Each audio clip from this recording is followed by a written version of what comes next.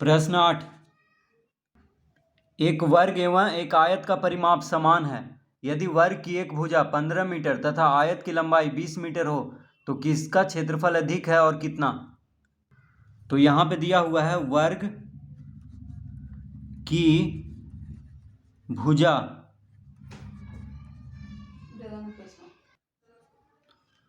तो वर्ग की भुजा है 15 मीटर।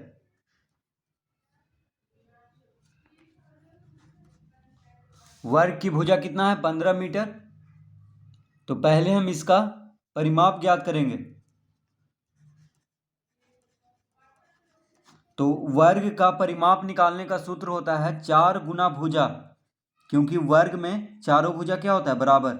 वर्ग का चारों भुजा बराबर होता है, तो परिमाप निकालने का सूत्र क्या होता है? 4 गुना भुजा। तो 4 गुना भुजा कितना है? 15, यानी 15 चौके 60। तो 60 मीटर हो गया परिमाप। वर्ग का परिमाप कितना हो गया? 60 मीटर।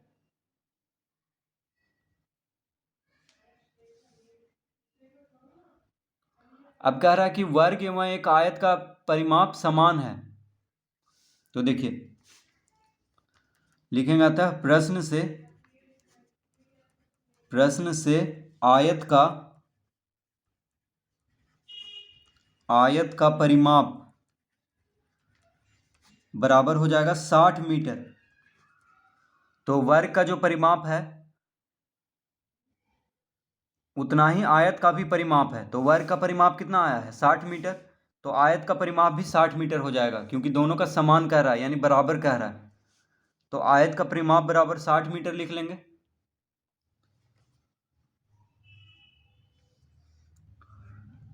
तो आयत का परिमाप का सूत्र होता है 2 गुना लंबाई जोड़ चौड़ाई।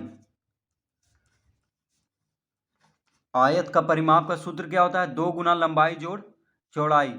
तो 2 गुना लंबाई जोड़ चौड़ाई बराबर लिख लेंगे 60 मीटर, क्योंकि आयत का परिमाप कितना है? 60 मीटर है। और आयत का परिमाप का सूत्र होता है 2 गुना लंबाई जोड़ चौड़ाई।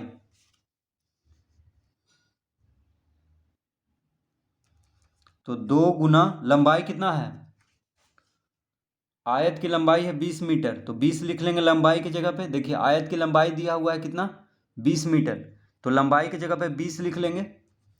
चौड़ाई यहाँ पे ज्ञात करना है, ठीक है? चौड़ाई नहीं दिया हुआ है, तो चौड़ाई को उसी तरह लिख लेंगे, बराबर यहाँ पे लिख लेंगे 60 मीटर। तो आयत की लंबाई है 20 मीटर, तो लंबाई की जगह पे 20 लिख लेंगे। चौड़ाई ज्ञात करना है, यहाँ पे चौड़ाई ज्ञात हो जाएगा क्योंकि परिमाप है 60 मीटर। तो इसको गुना करेंगे तो यहाँ पे हो जाएगा 20 जोड़ चौड़ाई बराबर 60/2।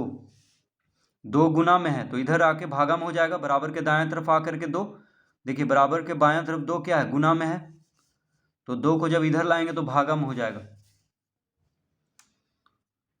तो चौड़ाई बराबर हो जाएगा, 60 को 2 से भाग देंगे तो 30 आएगा।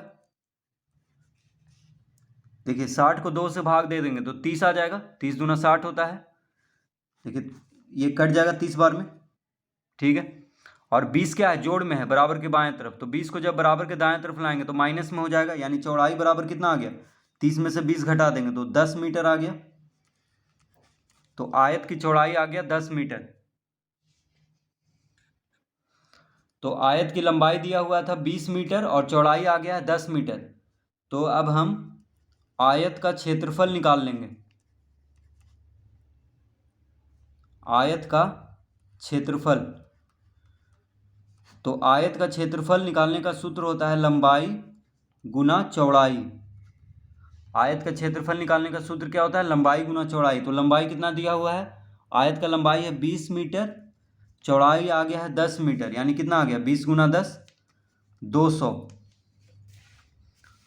तो आयत का क्षेत्रफल हो गया 200 वर्ग मीटर, ठीक है? क्षेत्रफल वर्ग में होता है तो वर्ग मीटर हो गया, यानी 200 वर्ग मीटर हो गया आयत का क्षेत्रफल।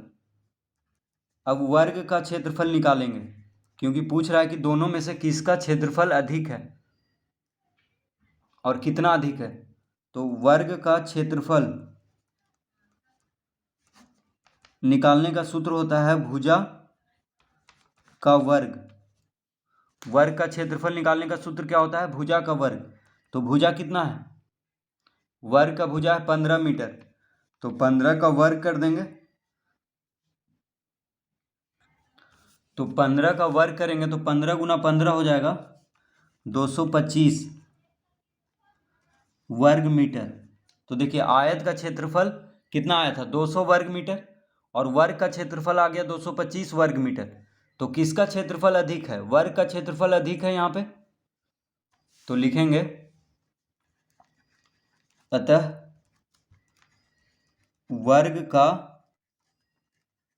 क्षेत्रफल, वर्ग का क्षेत्रफल 225 माइनस 200 यानी कितना आ जाएगा, बराबर 25 वर्ग मीटर अधिक है। तो पूछ रहा था कि किसका क्षेत्रफल अधिक है और कितना अधिक है। तो देखिए वर्ग का क्षेत्रफल 25 वर्ग मीटर अधिक है, ठीक है। किसका क्षेत्रफल अधिक है, वर्ग का। कितना अधिक है, तो 25 वर्ग मीटर, क्योंकि वर्ग का क्षेत्रफल है 225 वर्ग मीटर और आयत का क्षेत्रफल है 200 वर्ग मीटर। तो घटाएंगे तो कितना आ जाएगा, 25 वर्ग मीटर आ जाएगा। तो इस तरह से इस प्रश्न को हल करेंगे। तो पहले हम वर्ग का परिमाप ज्ञात कर लेंगे, उसके बाद आयत का लंबाई दिया हुआ है तो चौड़ाई ज्ञात करेंगे,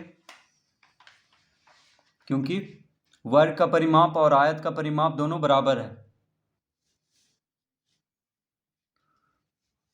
तो जब आयत का चौड़ाई आ जाएगा उसके बाद आयत का क्षेत्रफल ज्ञात करेंगे।